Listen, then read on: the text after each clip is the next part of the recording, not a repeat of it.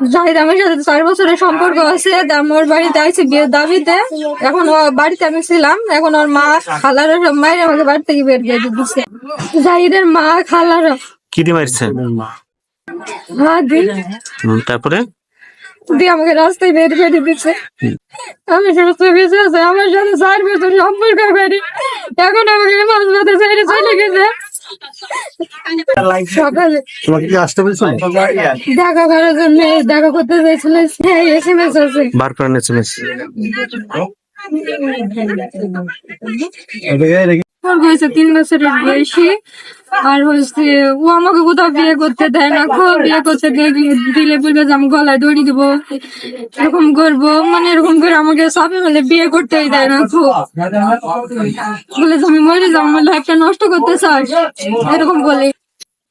ওর সাথে আমার পরিচয় হয়, তারপরে আমি ওর সাথে তো কথা বলতাম না গো, ও আমাকে মানে করতো। কিভাবে পরিচয় হয়েছিল?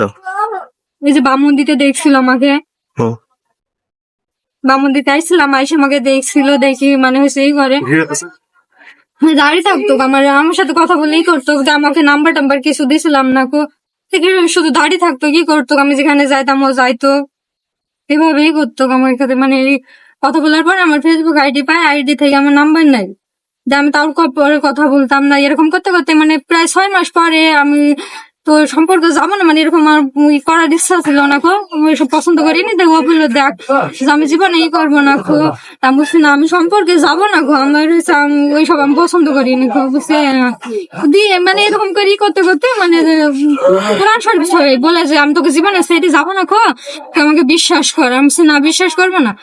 তারপরে বলে যে কোরআন শরীফ সে কেউ মিথ্যা কথা বলে না, এরকম এরকম করে সম্পর্কটা যখন হয়ে যায়, তারপরে বাড়িতে বিয়ের কথা বলে দিয়ে ওর মা বাপকে বলে রাজি হয় না, তারপর মা বাপ রাজি হয়, হওয়ার পরে হয়েছে যাওয়ার কথা হয়।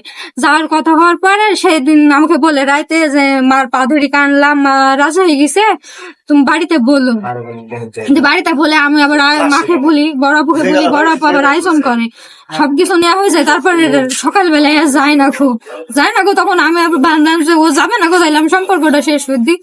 সে খালি ফোন দেবে, গলায় ধরে দেবো, কথায় কথায় মরে যাবো, এরকম করবো, মানে সবসময় ফোন ঈদের পরে বুঝেছো বা গান দিতে যায়, পার্কে ডাকবে, এখানে ওখানে ডাকে। আবার বাড়িতে ঘুরছিল ঈদের দিনও কথা, আমি ফোন টোন দিইনি যে সম্পর্ক রাখবো না বুঝলি। ঈদের দিন ওর পরে হয়েছে 23 বার ফোন দিছে, ফোনগুলো আছে 23 বার ফোন দেওয়ার পরে বিকালে চলে গেছি, বুঝে রাস্তায় বেড়ে আমি তোদের এই রাস্তায় আইছি, এখন বিয়ে করবো, আজ করবো, কাল করবো।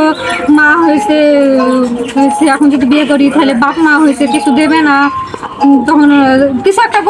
এইখানে কেন আসছো? মানে হয়েছে ও আমাকে ডাকছে, ব্যবহার করছে, বুঝতে পারছেন না, শারীরিক সম্পর্ক করছে। ওই জন্য আমি বলছি যে তোর বাসায় আসবো আমি, তুই কি আমাকে অস্বীকার করবি? বুঝছে না, অস্বীকার করবো না। এই জন্য আমি চাইছি যে এখন আমাকে বিয়ে করুক, মানে আমার লাইফ তো শেষ করে দিচ্ছে, এখন আমাকে চাইছে, মানে সমস্যা হয়েছে, আমাকে বিয়ে করতে চাইছে।